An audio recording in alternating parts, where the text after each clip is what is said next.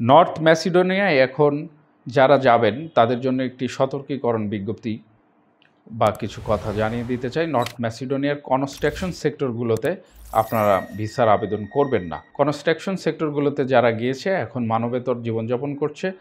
এখন আমরা যে দুইটি ক্যাটাগরি নিয়ে কাজ করছি সেটি হচ্ছে ফুড ডেলিভারি ম্যান অর্থাৎ বাইক রাইডার প্রয়োজন, সেই সাথে গার্মেন্টস শ্রমিক প্রয়োজন। এই দুইটা ক্যাটাগরিতে আমরা ভিসা দিতে পারছি। যারা নর্থ ম্যাসিডোনিয়ায় কোনো প্রকার অগ্রিম জমা বাদে যেতে চান তারা অবশ্যই যোগাযোগ করবেন।